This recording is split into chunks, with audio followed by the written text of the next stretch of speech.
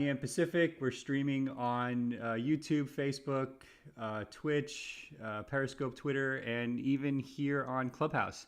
So we're going to get to questions. The team has already been streaming them up. I can see a whole bunch coming in on YouTube. We've got people here on Clubhouse with their hands raised. Already got a huge room. More people coming in. So crazy week. I'm going to get to some questions in a moment. And I've got some feedback here, so let me deal with that. Hold on one second. Okay. Sorry about that. I don't know where that's coming from, so we'll hopefully figure that out. So I'm going to get to some talking points here, and then would love to get into some questions.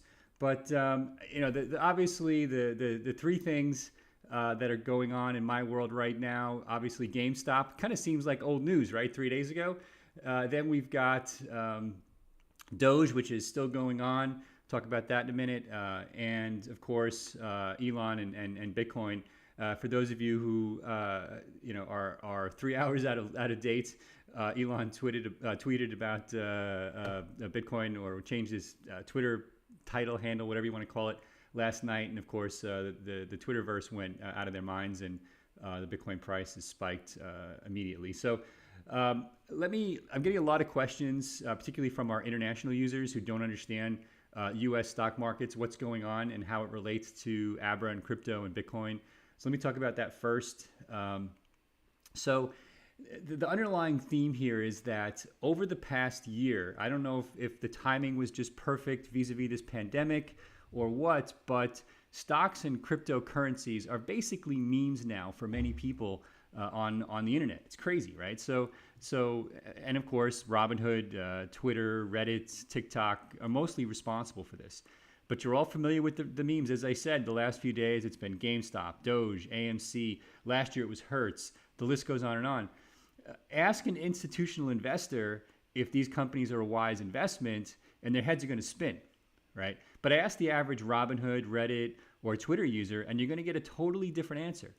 It used to be that the retail investor would get crushed by large investors. This is no longer a guaranteed outcome. As we've seen this week, the retail investors can totally take over. As we saw last summer on Robinhood, retail investors can totally take over. As we saw overnight when Elon changed his Twitter title to say Bitcoin, retail can take over overnight. So there's a deeply entrenched belief, true or not, that hedge funds and banks consistently generate profit at the expense of the people. The 2008 housing crisis, hedge fund failures going back decades, government money printing, even the lockdowns, there's this belief that the response to these events benefits big banks, rich executives, and entrenched politicians at the expense of the people. And honestly, people are sick and tired of it. I was up super late last night. Our numbers at Abra are up 10x. I was listening to Clubhouse rooms in the background, people talking about why Doge is pumping, and people are angry. They're genuinely angry. They're just tired of all the bullshit. And unfortunately, or fortunately, depending on how you look at it, a lot of people also have extra free time right now. If they're not working in an office and they don't have to commute, that saves people a lot of time. And unfortunately, some people are out of work due to the pandemic. And social media-based trading has become a common pastime amongst this crowd. And it's given them a new voice, right? So this week, a group of people on Reddit conspired to kind of stick it to the man and drive the price of GameStop up and through the roof, as they say. Hedge funds had significant short positions in the stock. So what is a short position? A short position is simply a bet that the price of a stock is going to fall, okay? They bet that this company, in this case GameStop, right, a physical retailer of games during a pandemic where downloading games is trivially easy, it's kind of easy to see why a hedge fund wouldn't be too bullish on GameStop and would actually bet against the stock. Anyway, that's completely irrelevant. GameStop is now effectively something like a $30 billion company. I haven't checked the price in a few hours. And I would be shocked if they didn't raise a huge amount of money through an at-the-market offering. That effectively allows them to almost immediately raise more cash, taking advantage of the fact that the stock price is way up, right? So at that point, GameStop can transition to any new business that it chooses and close all of its retail stores. Certainly, retail not a good bet right now. And that would be a really great outcome for GameStop and a really bad outcome for the hedge funds who were shorting GameStop. Is that legal or is it illegal in terms of how this is happening with Reddit? I don't know. Honestly, I don't care. I think it's a fascinating social event to watch. I think more important than what's happening with GameStop and Doge, which we'll talk about as well in a second, is this idea that people can effectively get together en masse. Think about the Wall Street protests. This movement where they were basically occupying what they called it Occupy Wall Street, where they were basically sitting in this park, and the outcome basically was nothing other than the fact that we're talking about it now. Here, the outcome is totally different, right? It moved prices. It almost brought down an entire hedge fund. It may actually end up bringing down a hedge fund. It halted trading on certain stocks across exchanges all over the country, brokerages, all over the country. That's never happened before, to my knowledge. Okay. I did mention a couple of days ago in another Clubhouse session that I am a little worried about some of these Reddit users getting in trouble with the SEC for stock price manipulation. The more I looked into it, the less concerned I am about it. But I promise you, the SEC is going to be issuing subpoenas all over the place, trying to figure out what's going on. And I would strongly encourage that group of people to be very, very careful. Okay, so before we get to Doge, right? So I mentioned as well to some other people in another Clubhouse, and sorry I'm spending too much time on Clubhouse while we're trying to basically keep Abra running here. I have a friend who keeps referring to Bitcoin as kind of schmuck insurance, right? Versus the existing system. And if you take a look at what's going on, I believe that's never been more true than what's been going on the past few weeks. I believe it's finally time to decentralize everything. The internet and its underlying software technology was designed and built to survive a massive nuclear attack. The idea would be that a network with no central off switch would be easy to keep alive during such an attack. And that idea was correct. The internet doesn't go down. Okay. The problem, and it's a big problem, is that all of these services that are built on top of the internet, right, all have off switches. Right, so witness deplatforming on Twitter and Facebook, arbitrary trading halts that we just talked about on Robinhood or TD Ameritrade or Coinbase every time Bitcoin goes up or down 3%. What the fuck, Coinbase? Reddit message boards being taken down at the worst possible time, and the list goes on, right? Now, there are two big exceptions to this of services that don't have an off switch and have been provably reliable since day one, and that is those two services are BitTorrent and Bitcoin, right? Neither of these services can be shut off without shutting off the internet itself. So now, in my opinion, it's time to completely decentralize all of these services. Imagine a world where all financial services are completely decentralized with no off switch. All social media is completely decentralized with no off switch. All messaging systems are completely decentralized and also, completely secure, again, with no off switch. Right? Governments can't regulate and over-regulate that which they can't shut off. That's why you're not going to see a government come in and shut off Bitcoin, because there's no off switch. So I prefer a world where companies like Abra and other companies and startups are forced to add value on top of these decentralized services rather than just build their own monoliths. Right? Companies can have an off switch, but that's great because consumers can use their voice by simply moving to another service. And that's what Abra does. We effectively build on top of Bitcoin and other cryptocurrencies and other services to add value. And if we're not adding value, you should move on, right? And luckily, I can say this week, the numbers clearly indicate we're adding value. All right, let me talk about Doge for a second and then come back to Bitcoin. So Doge was the big story yesterday. As of the time when I wrote our newsletter, it was up about 140% in 24 hours. It's been up as much as 250%.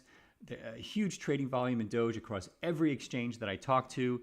People coming into Abra, actually doing a lot of small testing, saying, what's going on with this meme coin Doge? We're not seeing like crazy, people coming in, thank God, buying $100,000 worth of Doge, which I would strongly discourage. If you want to put $100,000 in crypto, put it in Bitcoin. But our transaction volume has been exploding in general on the altcoin front. So, we've seen huge volume in Compound, Decentraland, Chainlink, Basic Attention Token, Siacoin, Algorand. But the point with Doge, right, separate from those other coins, is that the second part of the social phenomenon to me, and we'll get to part 3, which is Elon.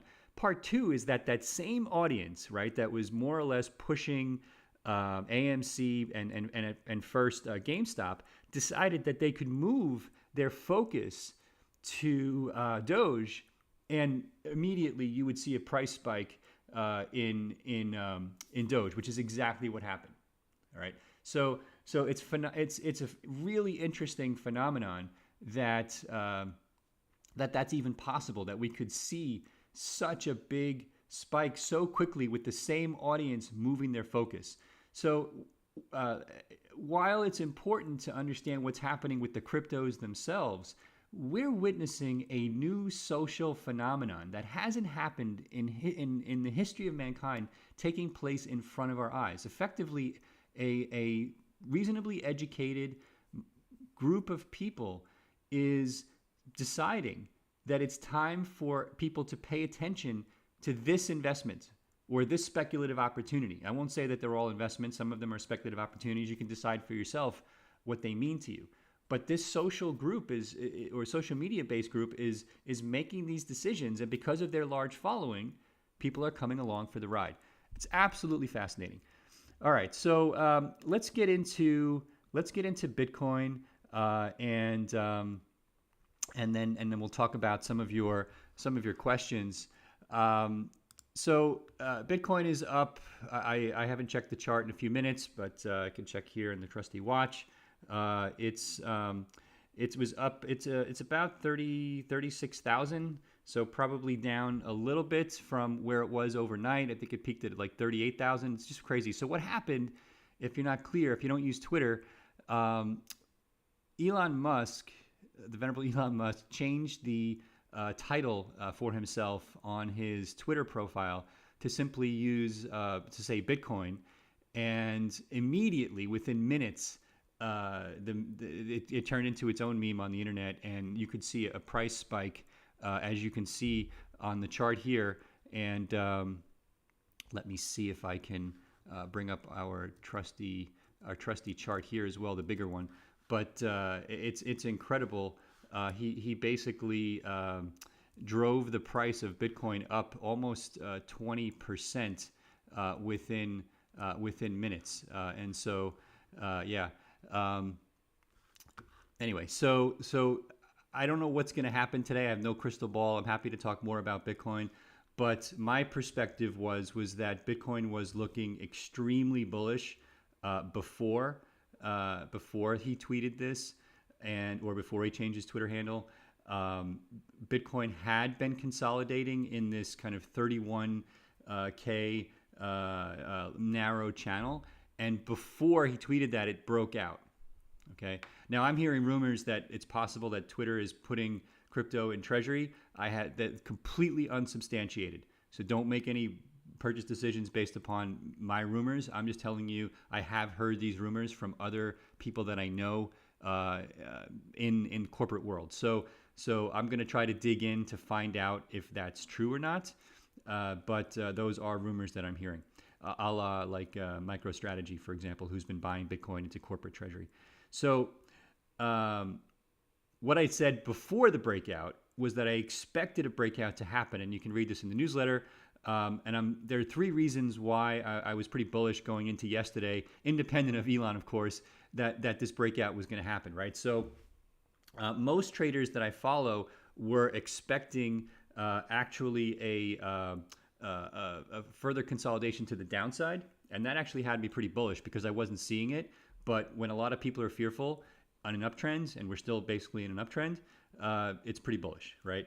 The volume of Bitcoin, so that's point number 1. The point number 2 is the volume of Bitcoin getting locked up at higher initial prices, right? Meaning, in other words, people who are getting into Bitcoin, whether it's high net worth investors or some institutions are now getting into Bitcoin, as we've talked about, right? They're getting in at prices that set the floor much higher than where we are today, and they're moving that Bitcoin off of the exchanges. That's very bullish because that means they have no intention of selling anytime soon. Now they can move it back on fairly quickly, but they're not keeping it there. So in general, that tells me, I use the analogy, if you watch hockey, there's a line change, right? We had the old line, which was the people that bought in 2017, 2018, and that line has been changed for a new group of buyers who have a higher floor on price that's in the 30,000s for the most part. That's extremely bullish because that means they got a ways to go before they're going to recognize any kind of profits, if ever. We don't know, all right? The third point is that Bitcoin is at the bottom of this channel, representing this upward price slope, which I actually forgot to pull up the photo, but it basically represents this stock to flow model that I talked about last week, and there's a really good picture of it in the newsletter and a link off of it. So if you go to abra.com and click on blog, you can see a picture of the channel. So this channel is holding. So what this tells us is that the increase in Bitcoin actually got steeper, right, going into late December than it was in November and early December, and it's maintaining that upward slope, which could easily see us at 100,000 Bitcoin if the slope maintains. Now I have to show you one of the most important charts that I keep showing you over and over again, and that is the classic Bitcoin pullback chart. I forget the gentleman's name who prepared this, but I checked the numbers, and his numbers on the chart are accurate. All of those negative numbers that you see are 30% plus pullbacks on the way to Bitcoin's high points in late 2017, early 2018. So we had 1, 2, 3, 4, 5, 6 30% plus pullbacks on the way to a huge run-up, okay? And so I fully expect that we're going to get 20 to 40% pullbacks along the way. And if it doesn't happen, it'll be completely different from last time. And by the way, that's what happened in mid-January, right? We peaked at 42,000, and we basically retraced almost 30%, as I recall, right? And so now we seem to be holding the original bull trend, no promises, but that's what it looks like. And so the point being that if that trend holds, right, it's also holding for the pullbacks, right? Which I see as bullish. If you're looking for entry points, those 25 to 35% pullbacks are the best entry points you're going to get in a bull market, right? Because they're basically the market is basically giving you free money as it absorbs the last set of price gains. Okay, so I'm going to answer a few questions. If anybody has a question on Clubhouse, just raise your hand. I'm going to clear the floor here, and let's see. I've got some questions on YouTube, and let me bring the camera back up. Sorry about that. I am not a video producer, so sometimes my video skills are waning and lacking. But let's see. We've got a whole bunch of questions coming in. We've also got a promotional contest winner I'll talk about in a few minutes. And why are various buys and sells being disabled across all of these different on-ramps for crypto? Mike Demasi asks. So Mike, that's not happening at Abra, and so I can't say for certain.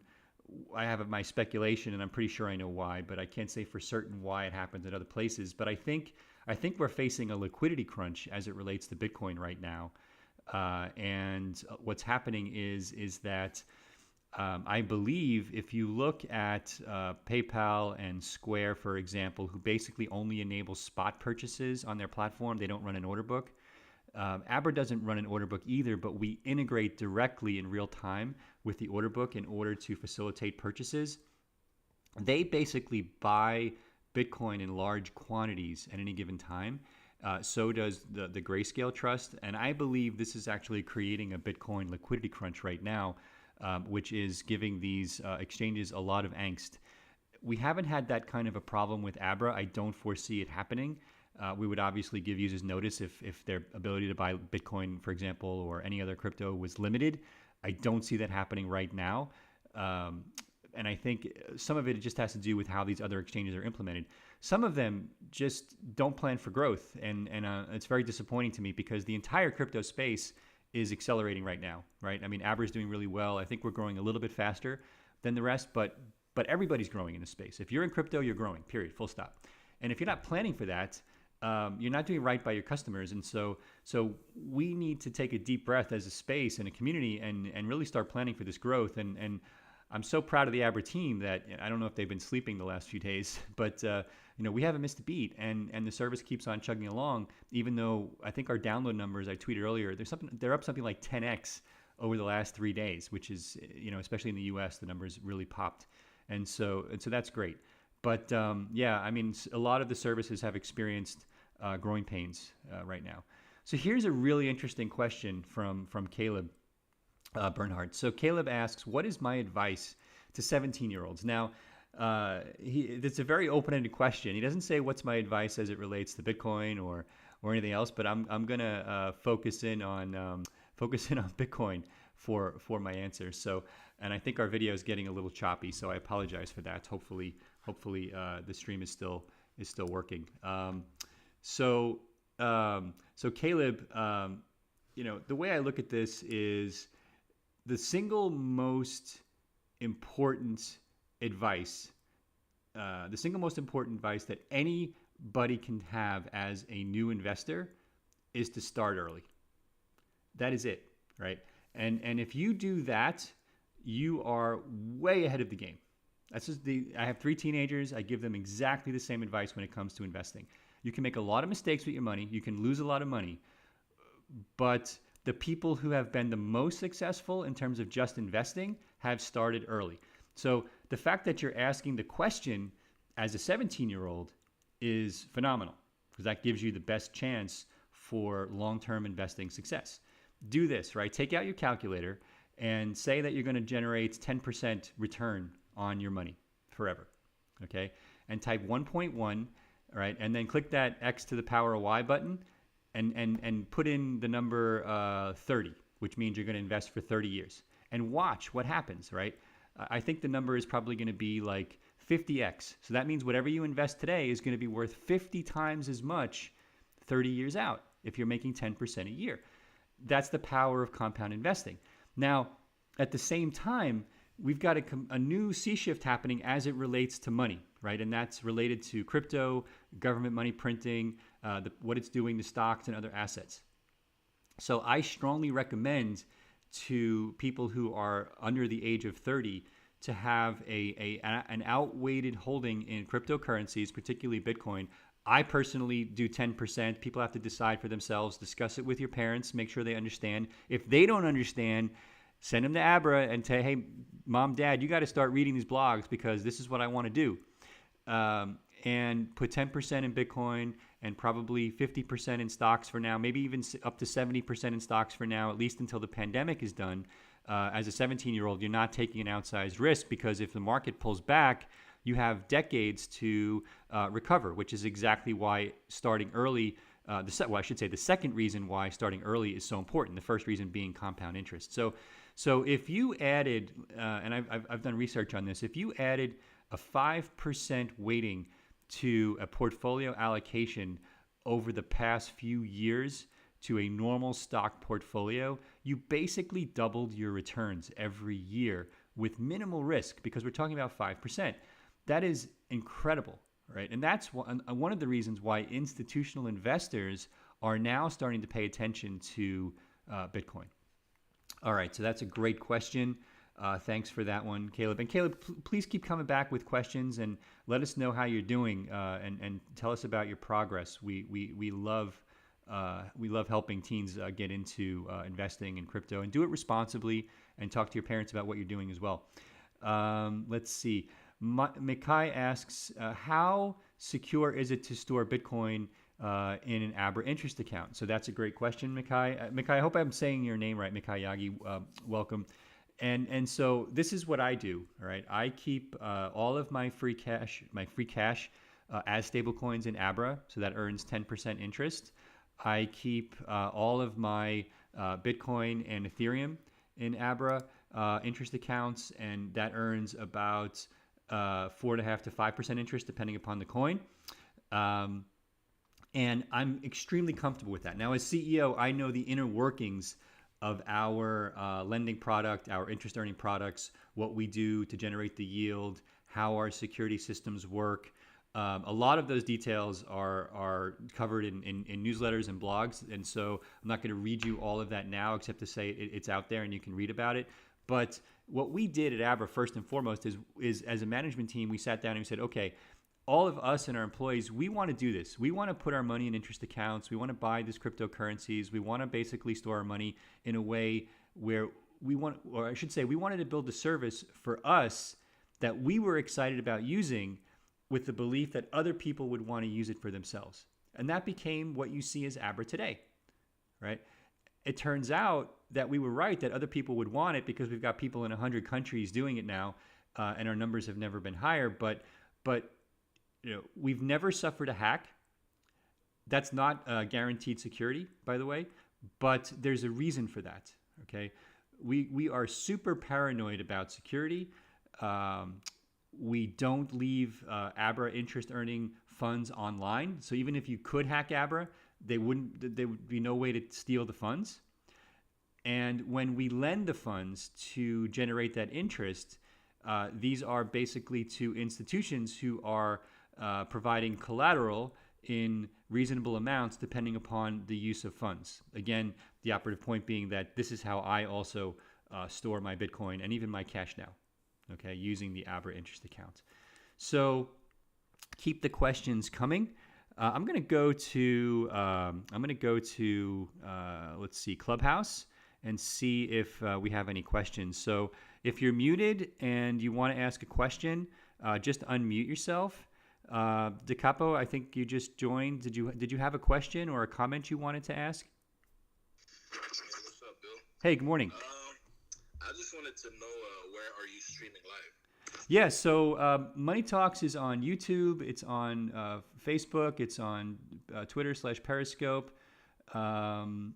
We get tens of thousands of views a week now. So the live streams are actually online right at the end of the shows, so people can watch the recordings as well. So if you want to see the video and follow along, in addition to Clubhouse, you can just go to Abra's YouTube channel and you'll see the video live.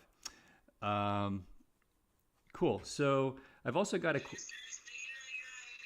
Aisha, I can't hear you. You're kind of breaking up. So. Oh, I'm sorry. I didn't want to cut you off. That's okay. I am listening, and I'm on my Robinhood right now, and I'm looking at the Doge, and I'm just like, what do I do?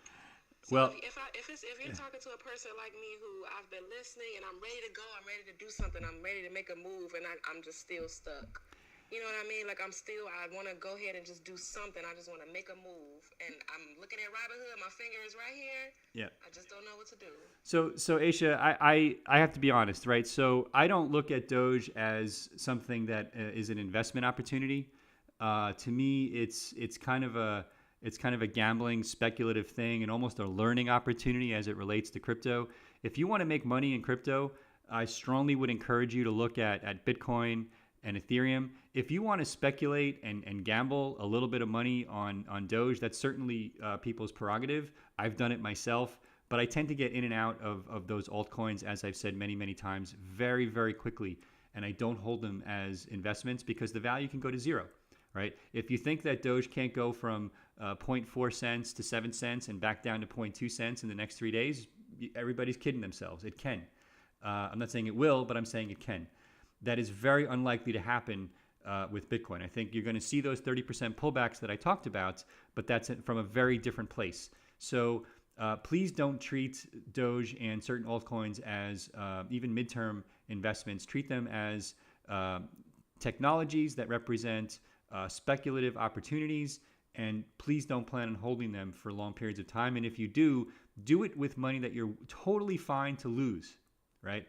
And if you want to do that, that's totally up to you. But just know what you're getting yourself into. And in terms of Robinhood, I can't speak to that. Obviously, this is we're talking about Abra. But let's see. We've got more questions coming here. Here's a question from Minion. He says, will Abra provide tax documents for interest accounts?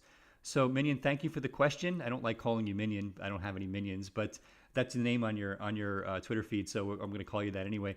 But if you will get tax documents. It depends upon which accounts in Abra you use, trading, interest, or both. I actually wrote about this yesterday in our newsletter. If you go to abra.com, click on blog, there's a section in the newsletter about this.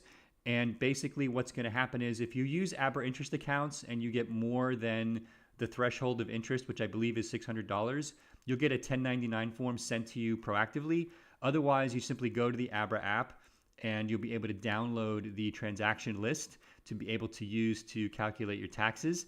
And we also announced the partnership with another company who will help you import the data and figure out your taxes as it relates to crypto. And that's all outlined in the newsletter as well. So that's a U.S. Specific answer. So people in other countries, you have to dig in and figure out what's going on in your own home country. Let's see. Doug asks, will there be an AI platform for trading via Abra? I assume AI means artificial intelligence. I actually don't even know where to start with that question. But interesting idea. Probably not going to happen anytime soon. Abra is really meant to be a crypto banking service to empower people to control their crypto. And we're doing what we can to give people more and more tools to do that, such as, the Abra interest account. Anyway, so let's see. So we've got more questions coming in here. Sergeant Wilkie asks, any chance of getting new coins for the earn section of the app? Good question. So the Abra interest account supports, let me bring that back up. I just had it here. So we support a whole bunch of cryptocurrencies as well as stable coins. We support Bitcoin, Ethereum, Litecoin, Bitcoin Cash, and all of the major stable coins, Tether, TrueUSD, USDC. USDC is booming, Paxos. And you can earn the same 10% regardless of which of those stable coins you use. I was bombarded with people asking if we're going to support Doge for Abra interest accounts yesterday, and I can assure you that that's not going to happen. And in terms of other large growing projects and coins, there's others that we've looked at. The answer to that also depends upon demand on the institutional side of our business, because we only generate yield if there's borrow demand, and that borrow demand comes from different sources. And so we're constantly looking at increasing the footprint, not only for other dollar stablecoins, but for other international stablecoins as well. And so if you have very specific projects or coins, tokens that you're interested in earning interest on, please let us know. We're constantly looking at it, but we're going with the ones that clearly have the most demand right now. Let's see. Carl asks, can I talk about ICOs and whether Abra will go into that for small businesses? Carl, we are not an SEC registered broker-dealer, and we won't be going into the ICO business anytime soon. There are other platforms like I believe CoinList that does that, and you can check out CoinList. I think it's coinlist.com. It's pretty cool what they do, but it's a totally different business than the business that Abra's in today. Okay, so let's see. Great questions. Keep them coming. Let's see. Yeah, go ahead. Yep. So on your website, Abra, the interest rates that you have right now, are they when you're staking?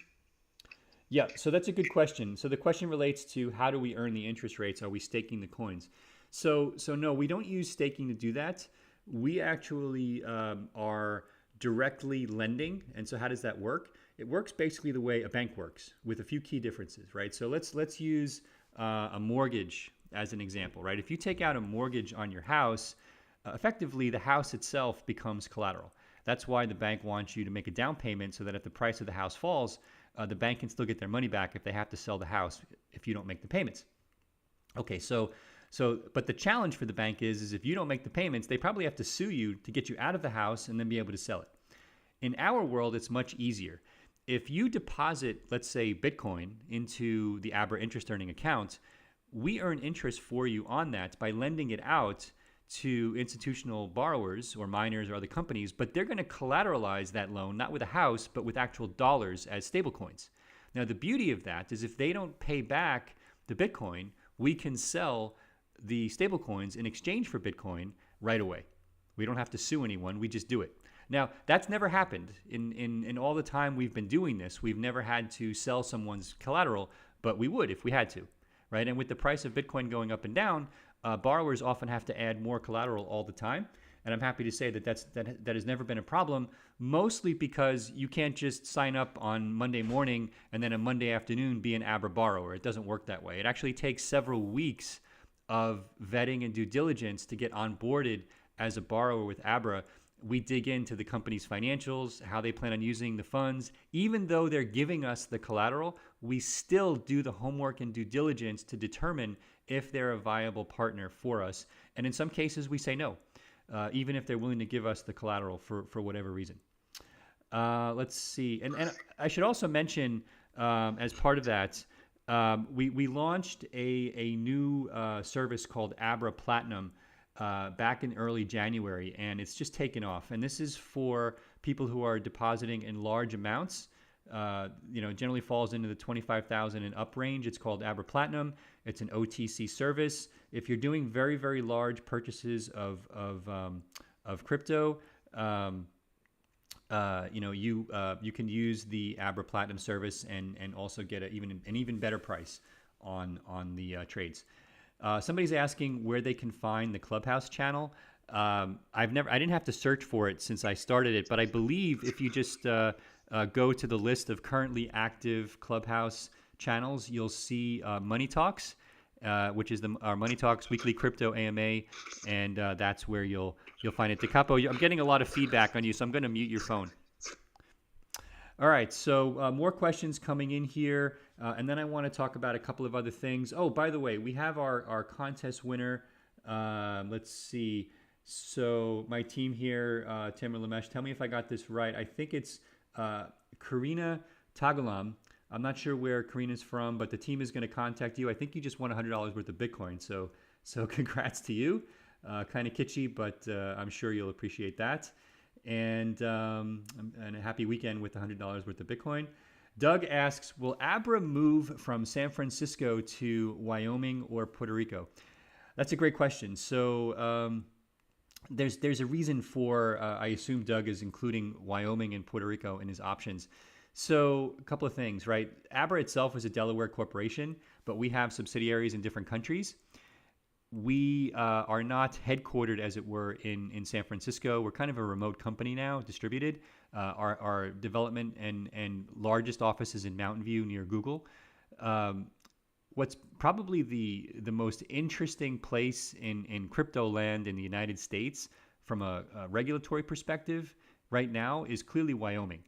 And the reason being that the state of Wyoming has passed a whole bunch of legislation to make the state very, very crypto friendly. And there's a new company called Avanti, started by a woman named Caitlin Long. And I strongly encourage you to follow Caitlin on Twitter. I think her handle is just Caitlin Long. Very easy to find. And she's written a lot about what they're doing in crypto land. And they're actually creating a bank license explicitly for cryptocurrency companies, which is actually making it very compelling to want to set up shop in Wyoming. And I love Wyoming. So I'm a big skier and I love going there. So no plans to move Abra to Wyoming. But I can certainly tell you, what they're doing is making it very attractive. And I think a lot of startups are going to be moving to Wyoming. Just as some history, if you've ever gotten a third-party credit card, you may have noticed that on the back of the card that the card was issued by a company based in South Dakota. Why are all these credit cards based in South Dakota? Well, it turns out that the laws there make it very easy for companies to set up their bank in that state. And Wyoming seems to be doing the same thing for cryptocurrency. So I wouldn't be surprised if we start seeing a whole bunch of crypto companies setting up shop in Wyoming. So well done to Caitlin and the governor of Wyoming and everybody else. And even the senator from Wyoming is a Bitcoin owner. I saw her tweeting about that, which was very impressive. Let's see. If a borrower has to be 100% collateralized, why wouldn't they just buy Bitcoin directly? So Thatch, I think your understanding is a little bit different. So think it through for a second. If you're holding Bitcoin and you want to borrow dollars, right? You can actually use the Bitcoin as collateral, right? Borrow the dollars and actually buy more Bitcoin with it. So you're actually now holding effectively 2 times the Bitcoin that you did before. But the borrower is taking the risk, not Abra and not you as the consumer, because I'm holding enough dollars to buy back the Bitcoin. So I hope that makes sense. So let's see. Lots of questions here. I'm trying to find questions that aren't necessarily repeats. I can't believe it's 9:40 already. This whole thing just screams by. We do have a bunch of people listening on Clubhouse. It's still an experiment. I didn't even know about Clubhouse until about 10 days ago. So if people like it, let me know and I'll keep doing it. If not, I mean, we don't have to do it, but it seems like people are kind of into it. And if you have any questions on Clubhouse or want to make a comment, just raise your hand. I kind of like hearing people's voices as opposed to just my own voice all the time. Let's see. Getting a lot of repeat questions, which is fine. Let's see. Yeah, so we're getting a lot of support questions about how to do this or that with the Abra app. Let me see if I can bring up the app here. I'm not going to do support live on the air, but if you send an email in general to support, just like it sounds, the word support, at abra.com, and you'll be able to get your questions answered. And yeah, so the support team is also on the YouTube channel answering questions. So yeah, they'll be able to answer anything that you have there. Let me see. So we've got some more questions. How many days to withdraw crypto to banks? Okay, so this is a good question. We get a lot of people who have bought in other places and then moved their Bitcoin or moved their TrueUSD or Tether to Abra in order to make purchases or order to sell. We're happy to help you. And the answer depends upon which country you live in. And I can't tell from your post which country you live in. So in the US, if you use ACH to sell, you'll get the money probably the same day. If you do it via wire, you'll probably get it the next day. If you're holding money in the Abra interest account and you need to withdraw it, first you need to withdraw it out of the interest account into your trading account. For the vast majority of people, that withdraw into trading will happen the same day. If it's a much larger amount, it could take, we ask for up to 7, but honestly, I've never seen it take more than 1 day. I've done very large withdrawals to convert from, for example, TrueUSD to convert more money to Bitcoin, and I've almost always gotten the money the same day. So, and I don't get special treatment, by the way. So I don't think you'll have a problem there. Now, if you're in another country, like in Central America or Southeast Asia, where we support bank withdrawals, it can totally depend upon which bank you're using, which process you're using, and I'm not an expert because we support a lot of countries. And so if you have any questions about it that aren't answered in the FAQs, the app also has FAQs, by the way. So you can use the app to just basically figure out where to go to get help and what the process is for your country. Okay. All right. So let's see. I've got another question here. What about Abra debit cards? I've got 5 questions almost in a row on this topic. What about Abracards, and are we going to be able to spend off of Abra? So this is something that I want for myself, and I can assure you, and that this is something we're looking very hard at. Here's the thing about Abra, okay, which I think is very unique. We have users in over 100 countries. We don't always succeed, but we try to do everything in a way that anything we launch is available to every user everywhere in the world. I don't want to be just a US company. And I think that as somebody who's visited a lot of countries and lived in a lot of places, I don't want to be a US-centric company. I want to be a global company. That's the beauty of crypto. It's not very good advice in terms of building a startup, but this is crypto. It's different. And so I don't want to launch a debit card for a bunch of rich Americans and basically shut everyone else out. I want to create a product that we can all use globally. And so if we do that, that's my goal, right? And so It may take a little bit longer than in other people who would do something just in the U.S. or just in one country, but I want to do it right. And so I don't have anything to announce except to say I personally would want it. I guess while I don't get special treatment in terms of where our product is going, maybe, I have some more outsized influence. Okay.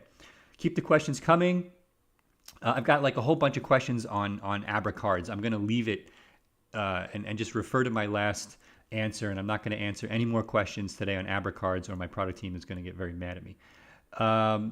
When will I be able to borrow against my Abra crypto holdings? Okay, this is another very common question we get.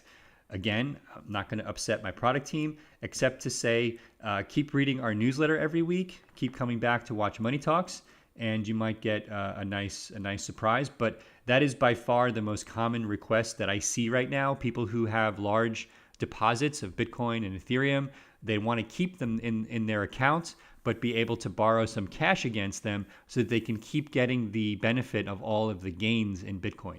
And I would use that myself on occasion. So that's, let's see where that goes. Again, I'm not going to give too much away today. More questions about taxes. Again, just go to the newsletter. We wrote about taxes there. Let me go back to Clubhouse, see if, what's going on here. We've got a couple of people with hands raised. Let's see. Let's go to, I think Brandon was first. So Brandon, if you're there, did you have a question or comment for us? Yeah. Hey, Bill. I was just wondering, what is different with you guys for large institutions that want to make deposits and earn interest? Yep. Is there special support? Different interest rates?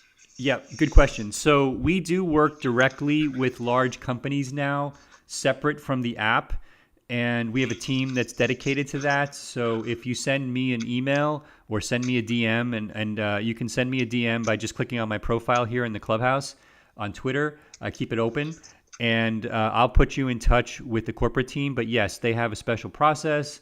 The rates are specific to them, and it depends upon whether you are going to do things like lock up funds or whether you want to have real-time access to funds and things like that.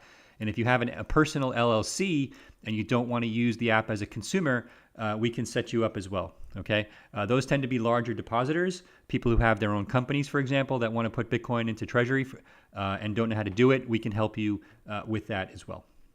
Okay? Okay. And what are typically the interest rates on the borrowing side for retail level traders and institutions? Yeah, so that's a great question. And so let me repeat the question because I'm not sure how I'm literally holding the Clubhouse, my iPhone by the mic for the Clubhouse users.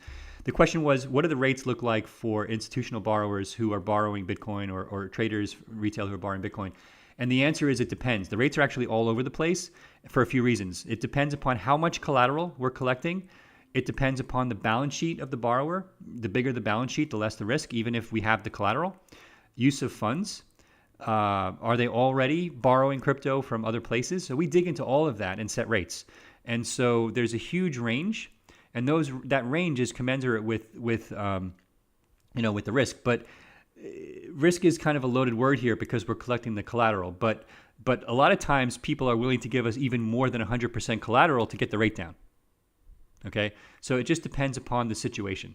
And but if it's something that you're interested in for your business, ping me. I'll put you in touch with that team, and we'll get you set up, and we can get rate quotes for whatever you want based upon what kind of collateral you're holding. Okay. Okay. I have one other thing to ask. Sure. If that's okay. Yep. So you mentioned some people deposit crypto to borrow funds to buy more crypto.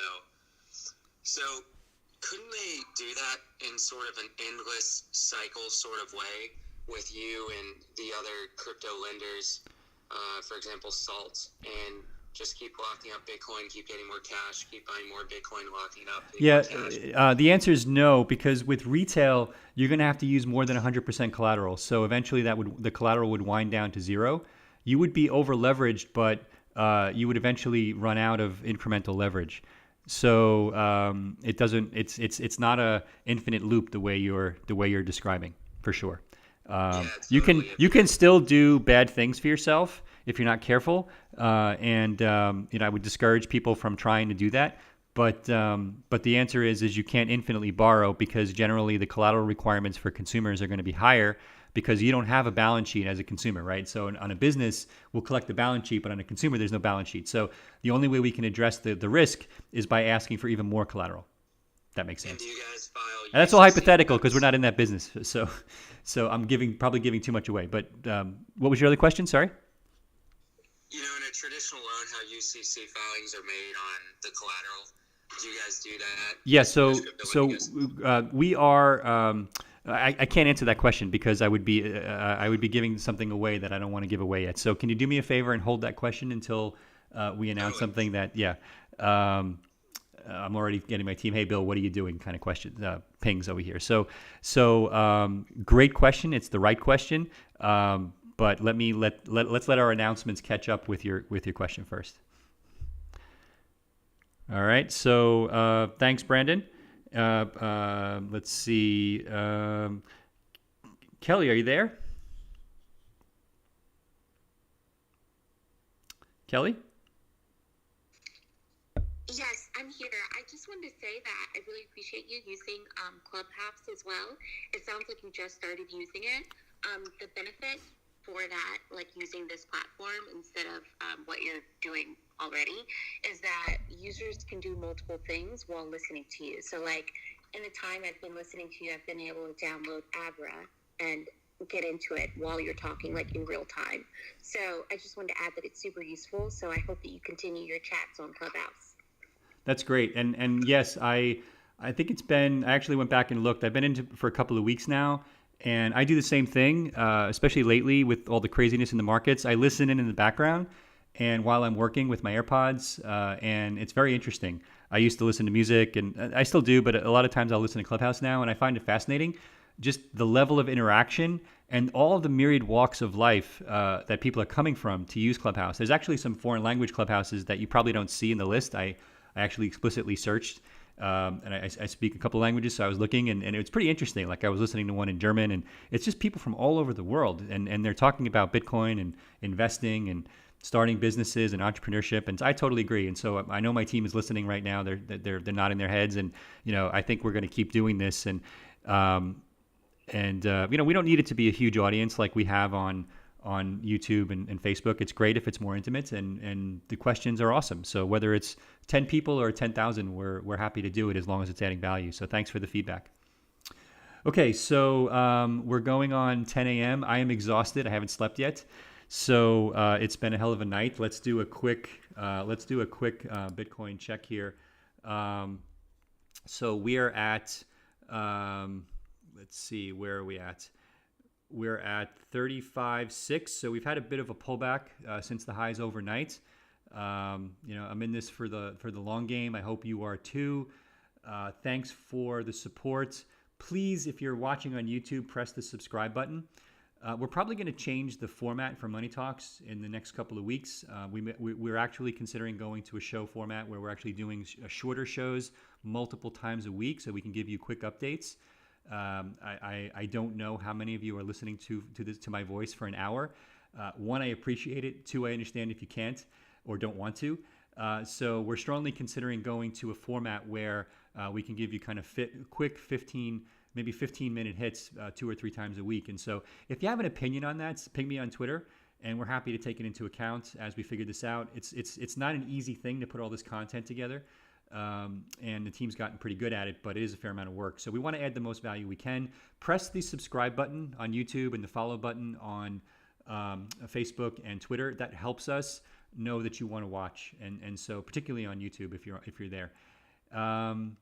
So buckle up. It's going to be a fun weekend, I have a feeling. Oftentimes Sunday evenings on the East Coast get really interesting when international markets open. Don't know what's going to happen. Thanks Elon for the little bit of rocket fuel here this week, and I hope things go well with this upcoming SpaceX launches. We're huge fans. As a former NASA guy, I'm a huge fan. So look, stay safe. Have a great weekend. Keep the questions coming. We'll continue to answer the questions, particularly on Twitter, on Abra support channel, support@abra.com. Huge shout out, by the way, to the Abra support team. The Abra support team has been getting like 10x the volume of support requests that we got just right before Christmas.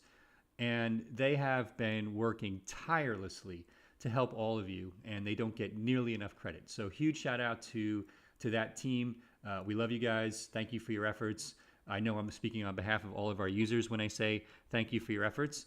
In the meantime, have a great weekend. I'll see you all online, and keep the questions coming, and take care.